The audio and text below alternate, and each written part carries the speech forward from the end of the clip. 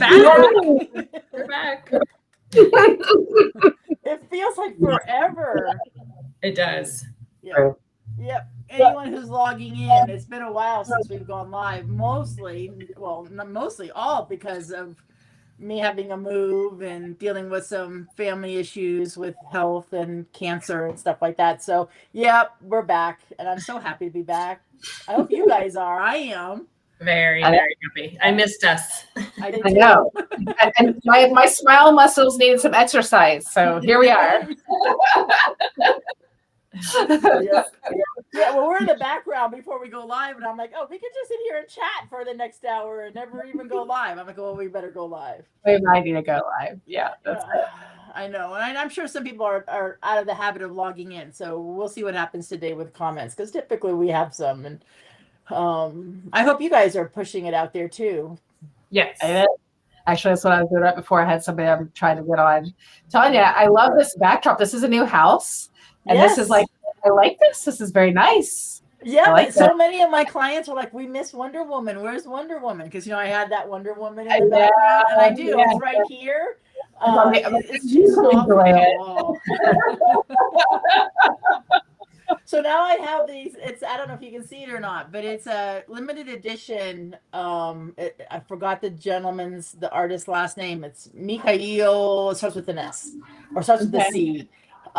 He was ostracized from Russia back in the 70s because it's like Russian generals on lizards fighting. So it's very not communist thing right back then. And so he was like sent to Siberia and then escaped and came to New York and has some really great art.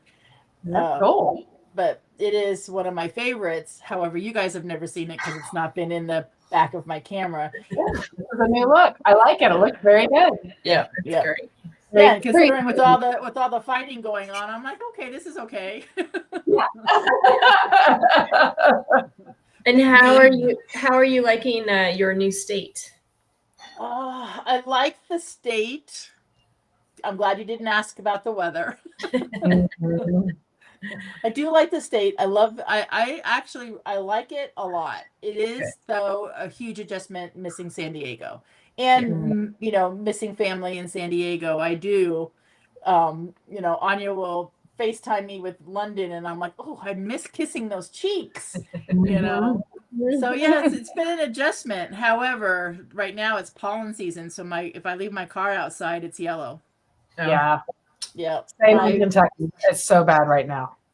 Yeah. Gosh. Yeah. Is yours pine pollen? Is it from the big pine trees that leave the pollen? Yep. Mm-hmm. Yeah. Tis the season. Cheers. Yes. So what's going on in your world, Karen? And then I'm obviously, Charlotte, you're up next. What's going on in your world, in business, whatever you want to share? Yeah. Catch us up. Well, I don't think we've talked too much about my exciting new listing on the live. I think this is going to be the first time. Are you going to bring it up? Yeah, I am. Yay. Just in theory, because we're not quite ready for the theory share. Yeah. So I have a listing just about ready to go live, and it's the only privately owned island in the San Francisco Bay Area. And it's an island that, growing up in that area, every time I drove over the bridge where you can see it, I would look there to see if I could see somebody or something, because it's always just been vacant land. Yep. And then I actually got to go on that island last week, and it was so fun. We took the videographer out. We took a yacht out to it, and just the entire thing was so surreal. I really wanted to go. That's amazing. Yeah, it's pretty exciting. So I can't wait to actually launch it, and we're getting very, very close. So yeah, I'm so excited for you. So excited for you to have this listing, and thank you. And I know you went up against other agents for this listing. It was not a referral and a slam dunk at all, right? No. Good job. I had to really, really dig deep for this listing presentation. I mean, it's such a unique opportunity. Of course, there was the foundation of my listing presentation, which exists for all of them, and I was filling in spots, but it's just very different. Even places that I'm advertising, whole new world.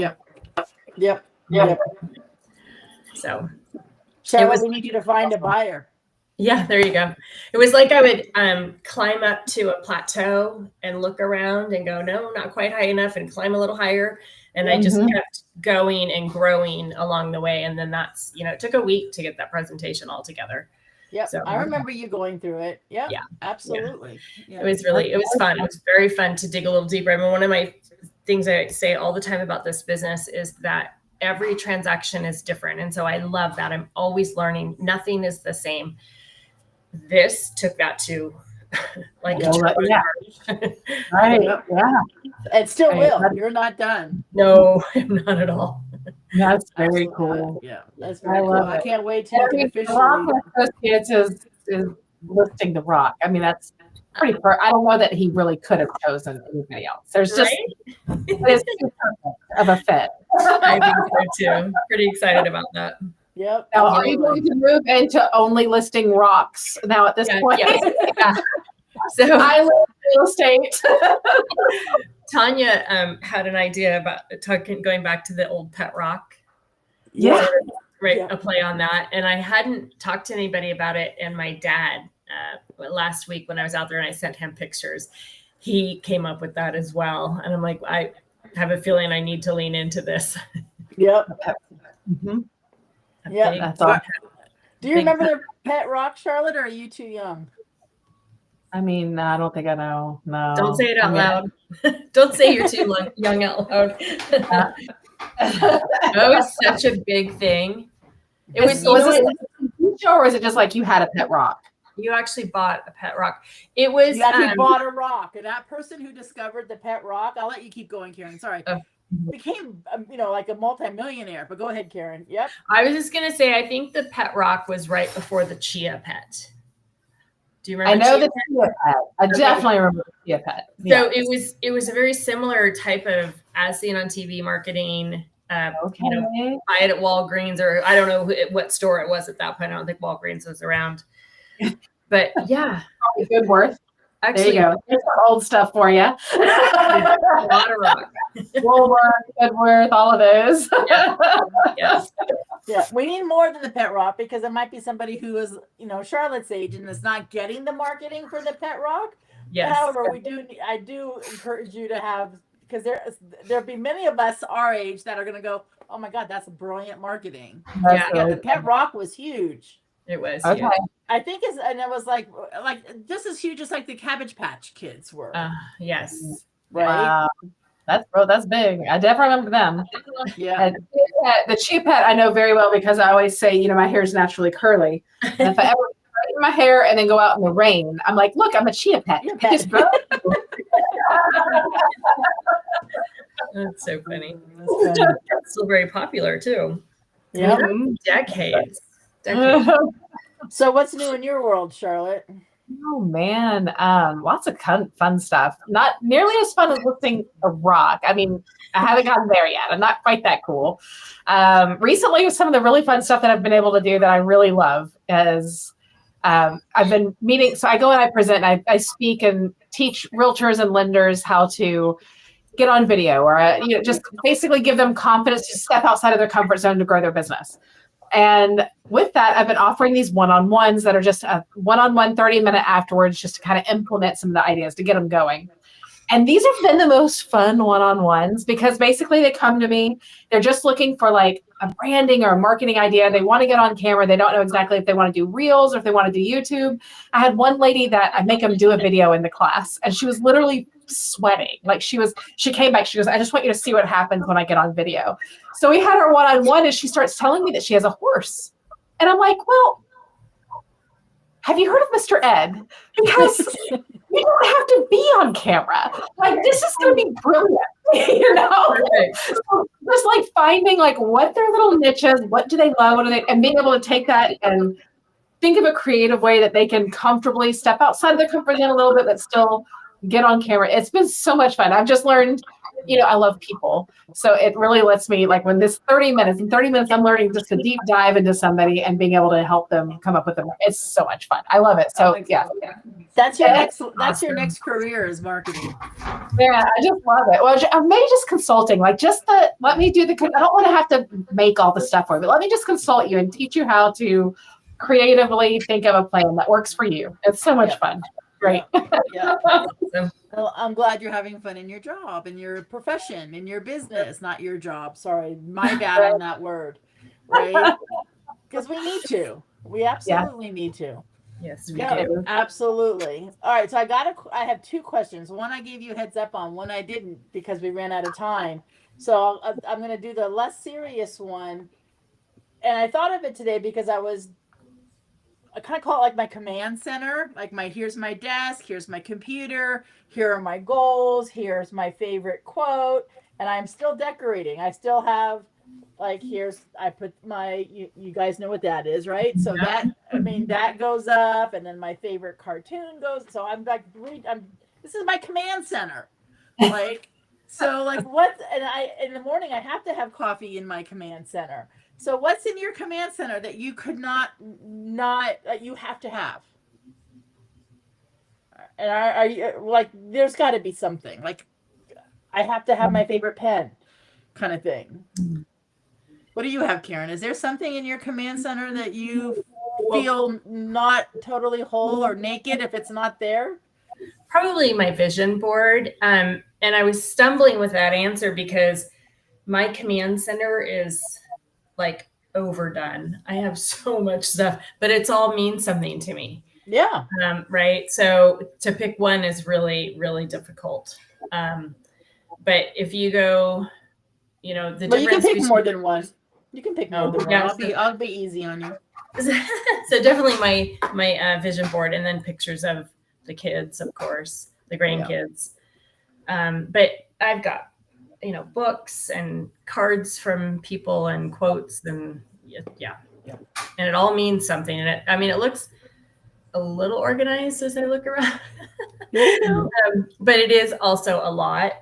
But for me, there's a lot of comfort here.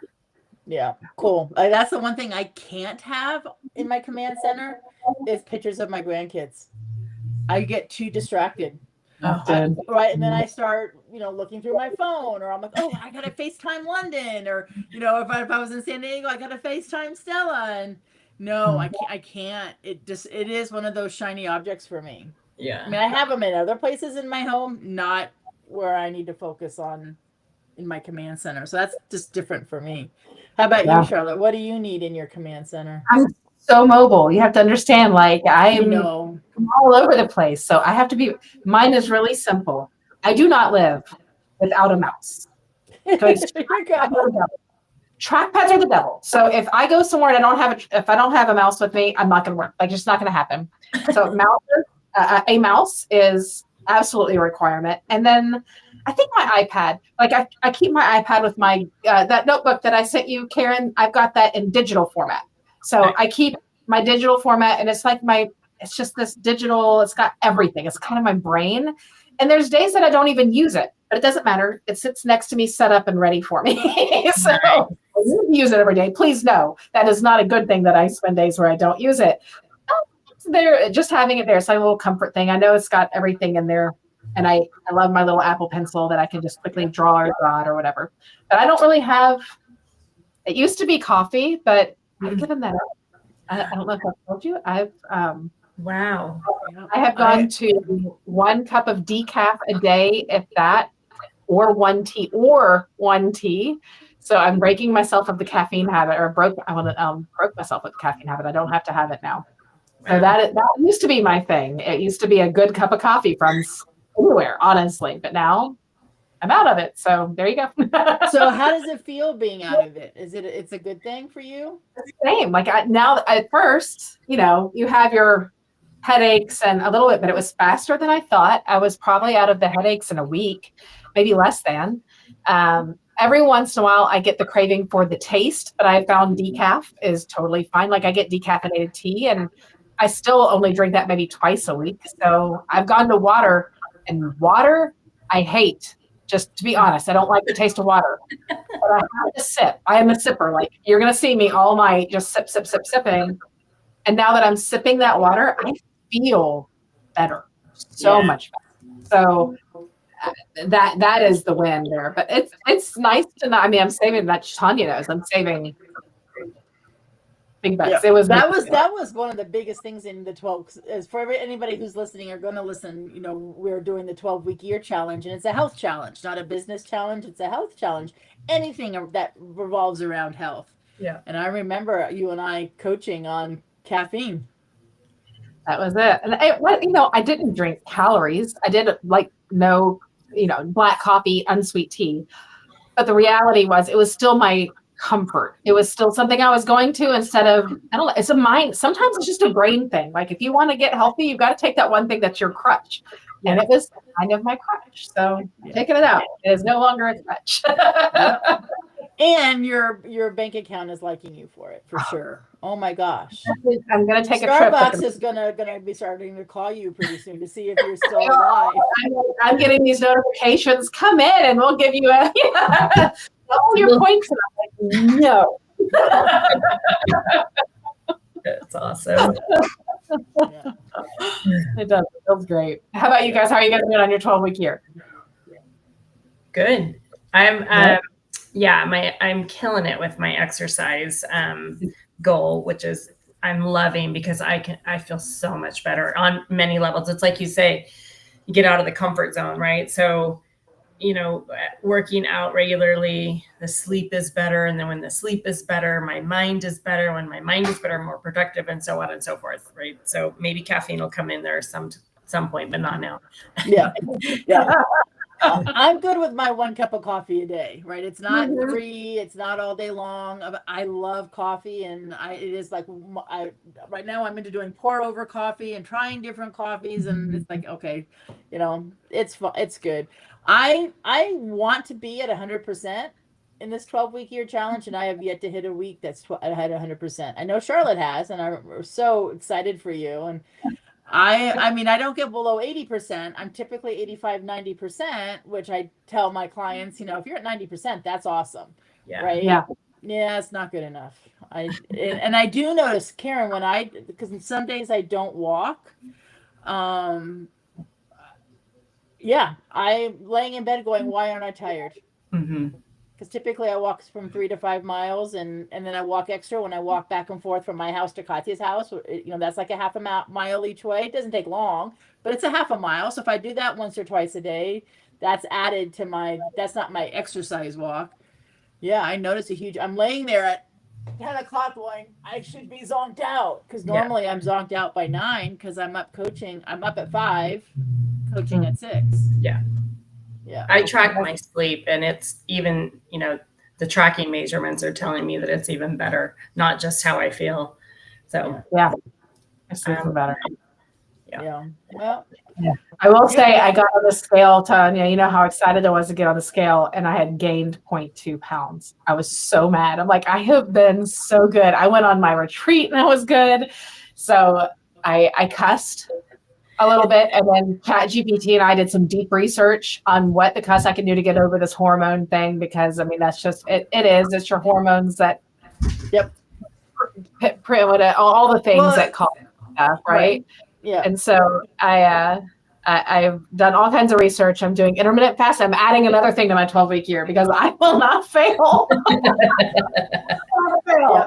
That's interesting, because my doctor said the same thing when I was on that 3 week. I was stuck for 3 weeks and walking 3 miles and extra protein. He did say try intermittent fasting, so I did, and it took me 3 weeks to break that stuck on the scale, even though I was at 100% at that time. That was when I think I was at my house sitting for my sister, and I was like spot on. Yeah, it happens. It's hard, but when you're really, the thing is right now, I just didn't instead of letting it defeat me, because you guys know sometimes when that happens, you're just like, I'm going to go have a passing candy bar. Like, no, we're going to dive in. The people that are my age, I'm almost 50. There are definitely people that are almost 50 that have got through this and have been able to break through plateaus. So I just, researched and added a couple of things to my diet and did the intermittent fasting. So we'll see. Saturday is it will happen. I promise. It will happen. Yep. Awesome. Yep, absolutely. All right. So now on to business. And we talked, so this was, and I know you both have warning on this one because we are almost halfway through the year, right? We have 2 more weeks and we are saying, in some corporations, it's quarterly reviews. Other corporations, like some of my executives that I coach, they're doing their half year reviews. So as business owners, we can choose to do it or ostrich, right? There's not a boss telling us we have to do them. Even coaches want you to do it. Doesn't mean you're going to do it, right? Right. So what do you do? So Karen, you first. Half year review. What do you do, and then what do you encourage your brokerage to do? So again, I know you can't make them, right? Yeah, right.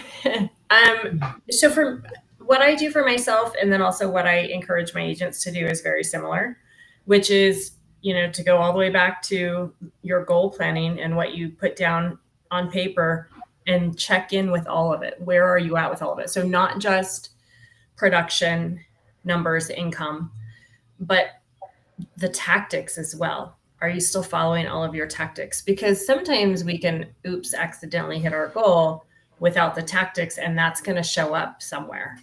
It might not show up to the last quarter if you're not hitting all of your numbers for proactive business activity. So I do that for them, and then also for myself, same thing. And for me, it's not just production, right? It's around recruiting as well. Yep.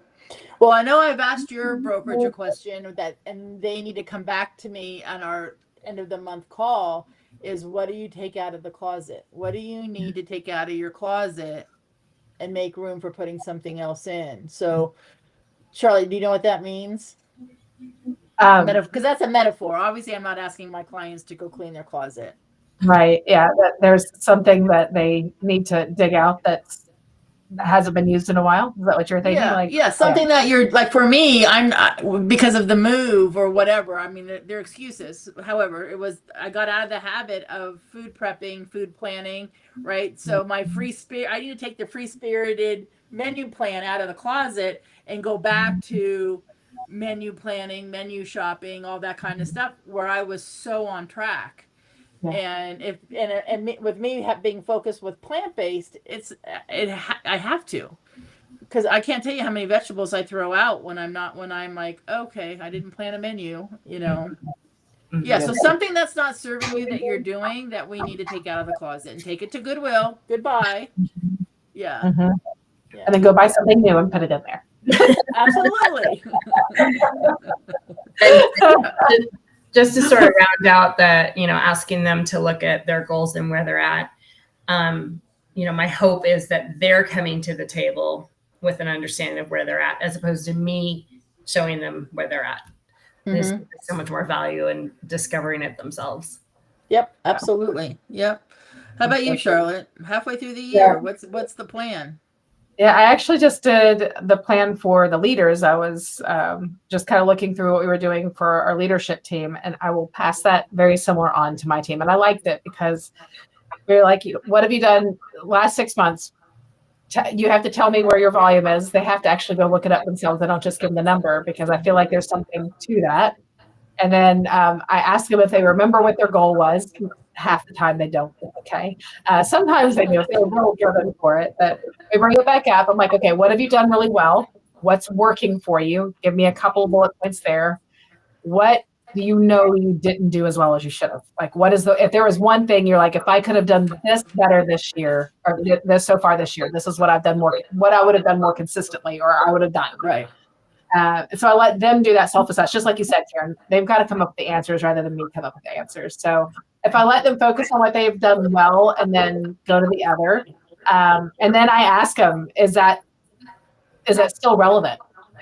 Is it too late? Right? Is it too late, or is it really that important to you? Is there a reason why?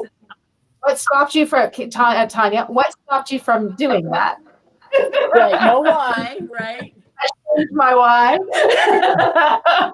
Well, you both know the alley-oop coaching technique, right? It's just asking questions and moving them forward, right? Here, let me show you my moving them forward. Hold on, I have it right here. Uh-huh. Right? And where is it? Right? Yep. See, it says where it says cha-cha-cha. That means dance in the moment. And then I have pace, meaning that I have to move them forward. Like, what's their pace? Because everybody has their own. I mean, these are my coaching notes, right? But they're all kind of like in a cartoon kind of thing. And I love it. But it's like dance in the moment. What's their pace? Right? Yeah. Fierce courage. That's for me, to be courageous. Because in my first year of coaching, I was a people-pleasing weenie. You guys don't know it anymore. Nope. But I was my first year. It was pretty intense. I didn't want to make anybody mad or hurt their feelings, kind of thing. Yeah. I mean, I can still do it respectfully, however it needs to be said. So, yeah. That's why we have you. And my coach is even worse because he has to coach me. I bet a coach's coach could possibly be the worst. I feel like they're going to be. They know you can handle it. They understand. They know you understand their purpose behind it. So right, and I understand what coaching tools they're using. Right. Right. Like, oh, she's working on perspectives with me. Oh, we're doing the alley-oop now, are we? Right. Hey, you're right between the eyes. Like, let me just get you right here. Let's call you out on your BS real fast. So I have a really quick question about goals. I know we're not talking about setting them right now, but we're talking about possibly, reviewing them, if nothing else. But, the SMART goal acronym, I've always had a problem with the attainable piece of that. Mm-hmm. Right. When I set a goal, if I am sitting there 12 months out and say, I know I can hit that, it feels like it should be bigger than. Like that's that comfort. Yeah. I don't know. I almost feel like hitting a really big goal 90% feels a lot better than hitting an attainable goal at 100%. Well, that's your competitive nature. Mm-hmm.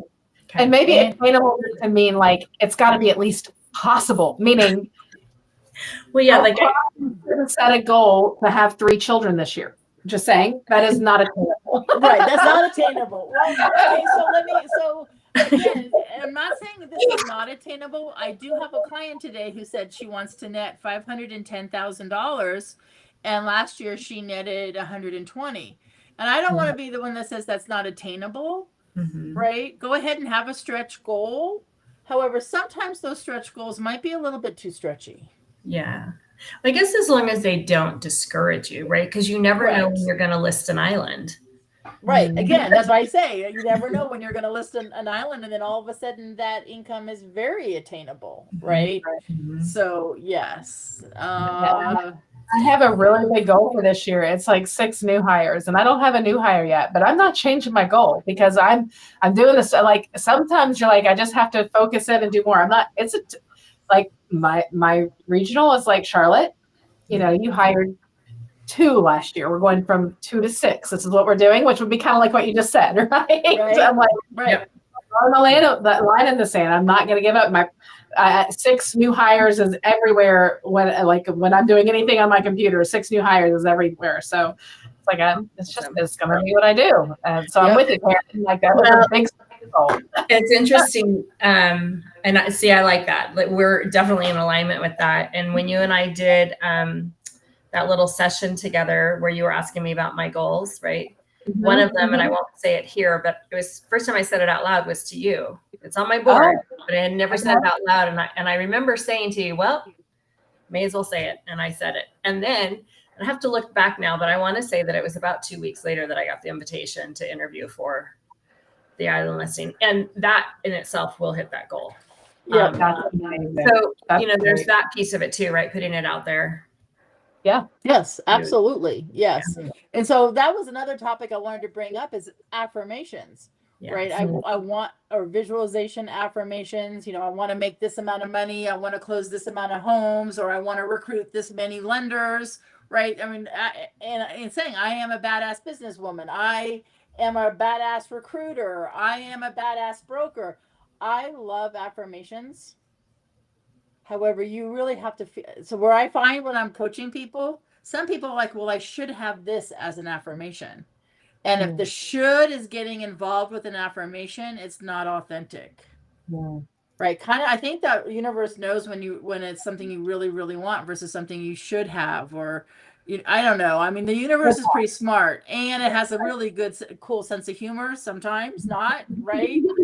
And if we're shooting on ourselves on our affirmations, I'm not sure that's going to come true. Does that make sense? Yeah. No, I agree. I cannot remember who it was. Was it Hal Elrod that talked about affirmations? And he said, you don't just say, right, there you go. Susan's agreeing with you, Karen. Yeah. It's got to be something you can't just reach in your head. I agree. Right.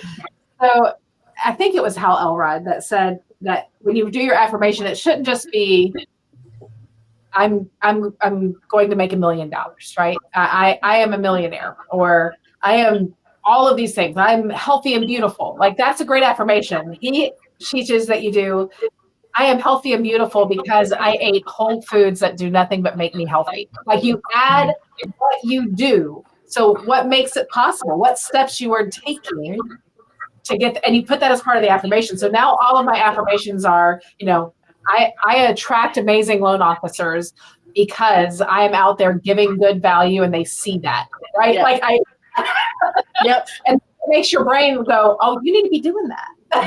Right. Well, so yes, and I'm going to say, when we did not prepare for this, but it's a perfect segue. When I was coaching someone today, and I said, I am a badass businesswoman. I'm like, awesome, great affirmation. When you're done, I need you to go look at your calendar and see if that's true.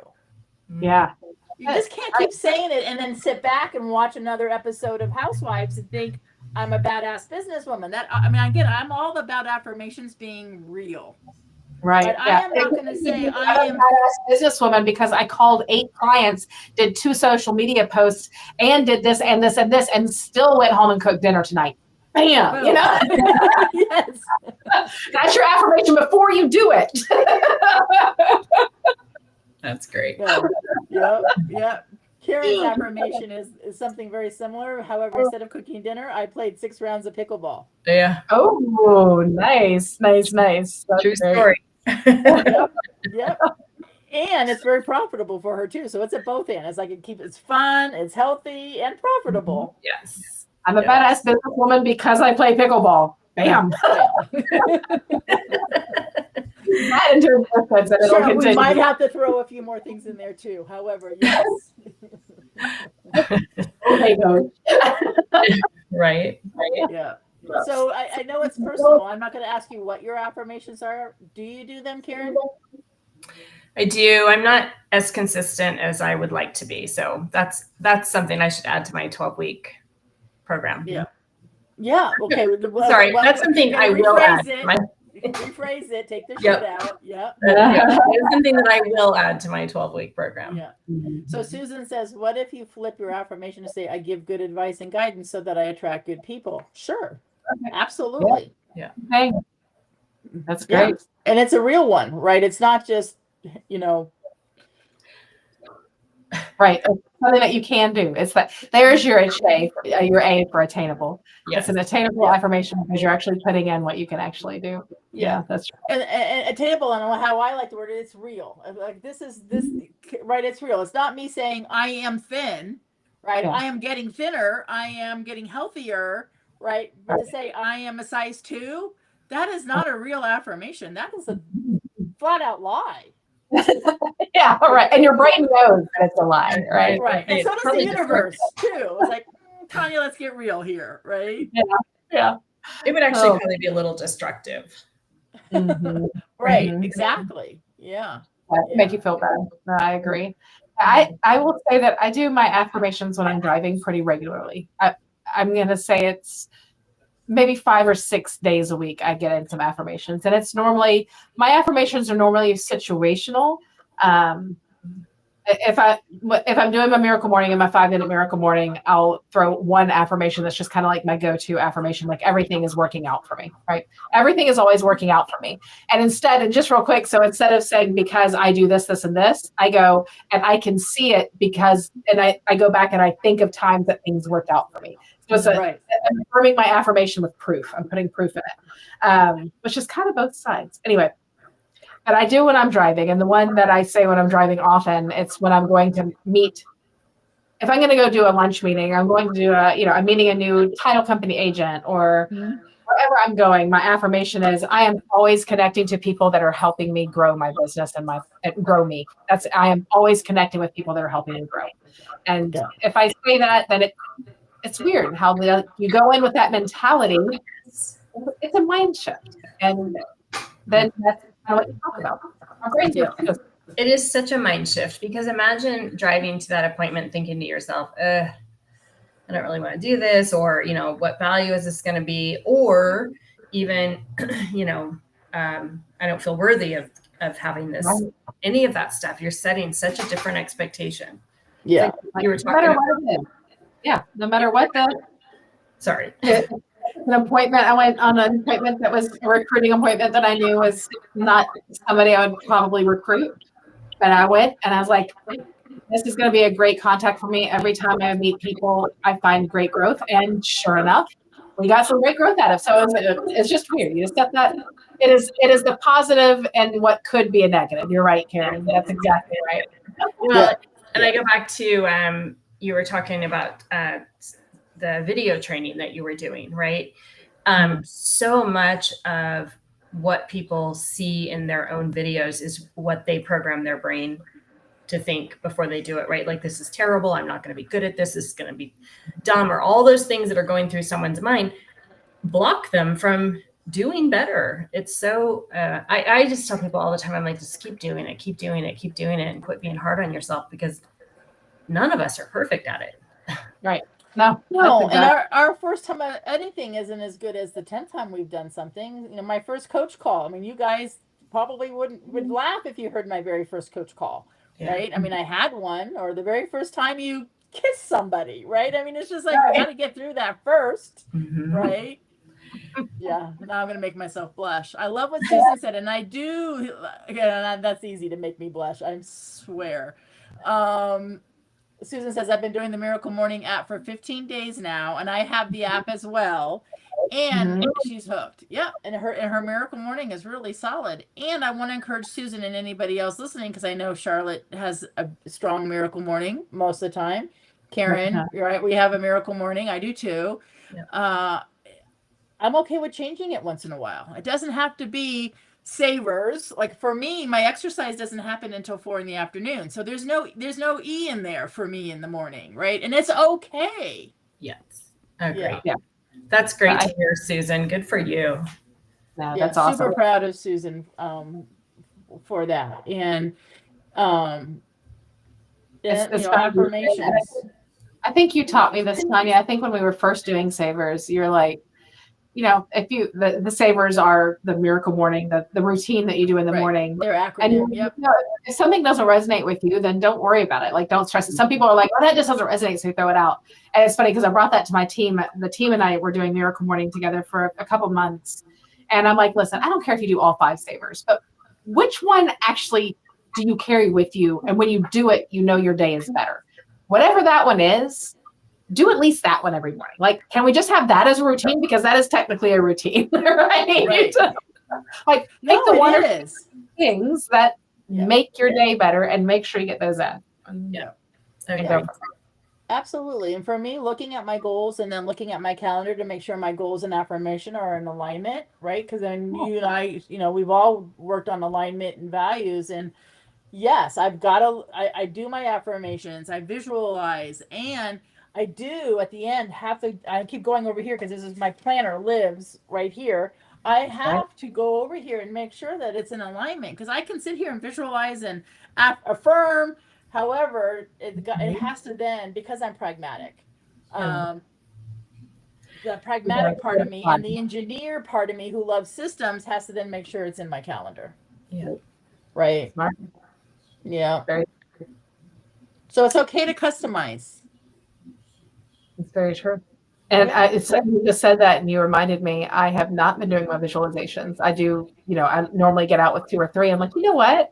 I do enjoy the visualizations. I need to, I will start doing my visualizations again, because it's just out of, you get out of habit. It's so funny how quickly, Susan said 15 days and it's a habit. It takes 4 to get out of it. I know. For me, one. Might be spirits. Like, okay, we missed a day. Mm-hmm. Yeah. And I think my problem is a lot of times I do some of my miracle morning, like I do my affirmations when I'm driving. You probably shouldn't visualize while you're driving. Probably not. Not a good idea. Maybe I should visualize before I get in the car. Yeah. Do you have a favorite thing, Karen, that you do consistently? That's your favorite for the miracle mornings? Yeah, the silence. It's just that's so huge. Just sit quiet, let my mind wander. Yep.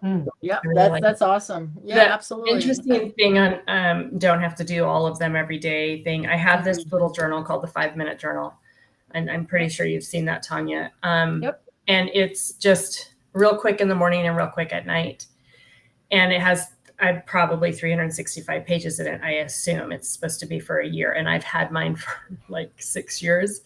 And I pick it up and I start doing it to try and hit all the savers.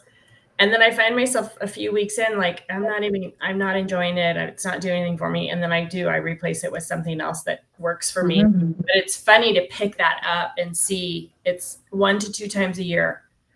Yep. In the past, I've started it for a matter of 5-10 days.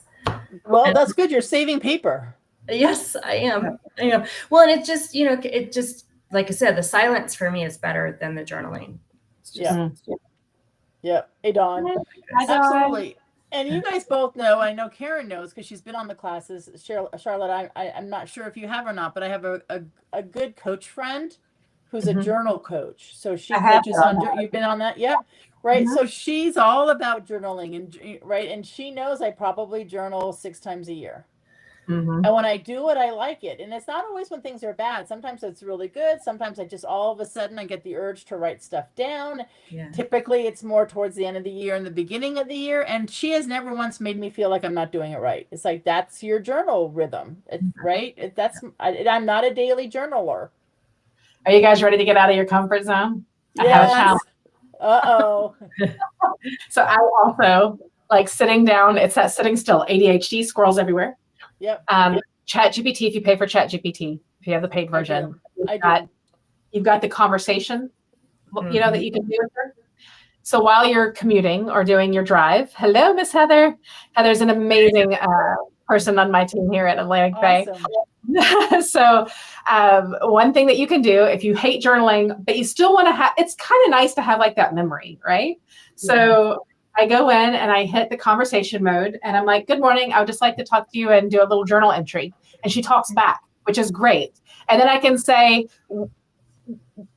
what is something I should journal about today? And she'll give you an idea. And then you just talk about that idea. And then it goes in, it's saved in your ChatGPT. So I made, again, if you are in ChatGPT, you can create folders, right? So you can create a folder that is your journal folder. And so whenever you go into your ChatGPT on your phone, you go to that folder and start a new chat and then do your conversation mode and have your journal for that day. And it will forever be saved. It can just be a conversation you had with yourself and a computer. I'm okay. I'm going to call I don't know. Again, it might be an age thing with Charlotte, but Karen and I are similar. I'm going to call it Hal. Yeah, mine's Ginger. I don't know. I just came up with Ginger out of the sudden. It's Ginger. I am going to try that. And Charlotte, so you're giving Karen and I a challenge. I accept your challenge. Yes. And I am throwing the challenge back at you. What should I be journaling today? What would be helpful for me to journal about today? Good idea. Yeah. That's a great idea. Ladies, we have to get rid of the shoulds. Yes. And I think, it's interesting while you're talking about that, I got kind of excited about the idea because I think part of the reason that I get bored with that 5-minute journal book is it asks the same question every day. And I'm like, I'm tired of talking about that question. Yeah. And so I move past things like fast. That's right. I'm done with that question. Yeah. So make sure that your chat doesn't do that to you. When you create your folder, when you make that folder for that project, when you open it up, the first thing it says is you can make rules for that folder. right? Oh, nice. So you can go in there and you can say, this is a place where I'm going to do daily journaling. When I ask you for a prompt, give me something that will help me reflect back on the day before, make it something different. Don't be the same you can give it all the things that you want it to do, maybe even give it some ideas and say, and elaborate more on these type of things. But if you give it that coach, then you've got your digital coaching every morning to walk you through your journaling. And you can do it while you're driving if you just turn it on and start talking. I love it. I am going to try it. Now with all my, because I do have the pro version, however, I've not put them in folders yet. Can I say now with all of our past conversations, can you put them in the appropriate folders? Will it go back and do it? You can it will? Yeah, okay. Absolutely. All right, I will do that as soon as we hang up.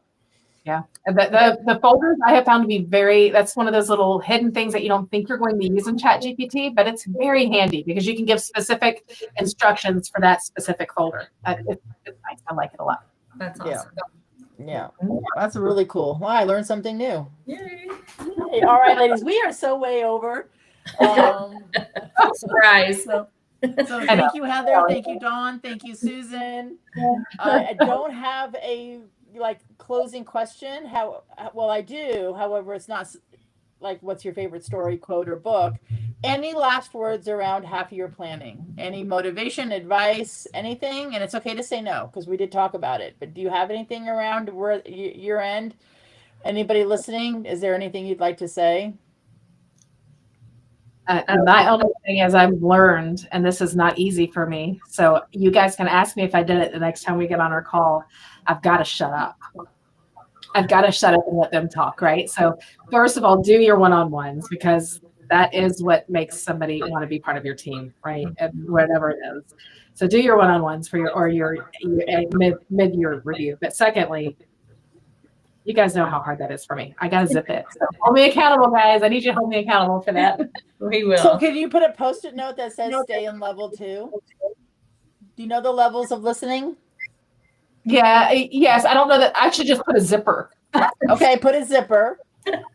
Zipper would work. Like, shut your trap, Charlotte. Awesome. And next time, I'm going to hold you. So Karen and I are going to ask you on our next live, and let's discuss the different levels of listening because it makes a huge difference when we stay so quiet in here because we're listening so intently versus waiting, formulating the next response makes a huge difference in the relationship. Yeah, that's true. It does. And, since you've helped me learn those levels and how to be present in those levels, I watch people listening to me differently. I can see when they're not listening, they're ready to respond. Yep. Right. So if it's an important thing, I want them to hear me out about, I lose respect. And so same thing. We don't want to be doing that to our people. Yeah, no, absolutely. So Susan says, think of July 1st as the New Year's Day, the day one of the second half. Yep. Yeah, it is. And it's just around the corner. It is. And one thing you asked if we had, some advice or something to say, I also think it is still early enough that there's time to really turn on the boosters and get stuff done. Yeah, absolutely. So my word is don't give up. Right. Mm-hmm. Don't change your goal. You might need to change some of your tactics, right? And that's okay to change some tactics. I don't think I should be doing this. However, another 6 months goes by where we shouldn't be doing this or should be doing this. Change the tactic to what you want to do versus what you should be doing. Right. There's my word or advice. And hopefully everybody remembers if they did a word of the year or their phrase of the year, they still remember what it is. Because like you said, Charlotte, in the beginning, when you say, do you remember your goal? I always ask, what was the word you said? And 80% of my clients will say, I forgot. And gotta live that word. Live that word. Yes. Yeah. Do you remember your word, Karen? I'm putting you on the spot. Yeah. No, it's ascend. Ascend. Yep. Yep. Charlotte, yours? Alignment. Yep. And mine? Do bold shit. Love it. You're hyphenating your word. I like it. And I have it all over. It's like what my folder for 2025 coaching, the folder's name is Do Bold Shit. I mean, I put it everywhere. Like my word for last year, the folder for coaching was my word last year. I sneak it in wherever I can. I can't forget what it is. Yeah. So when I have to go put something in a 2025 folder for taxes or whatever it is, the folder's name is Do Bullshit. I love it. That's great. Yep. All right, everybody. So Share anybody it. listening, if you're still here, Susan, Heather, Dawn, if you had a word of the year, you can either put it quickly in the comments or go look it up again. Maybe do a little reminder because it's a good thing to remember. Where did I write my word down? Right. All right, everybody. Thank you. Bye. Bye. See you next month.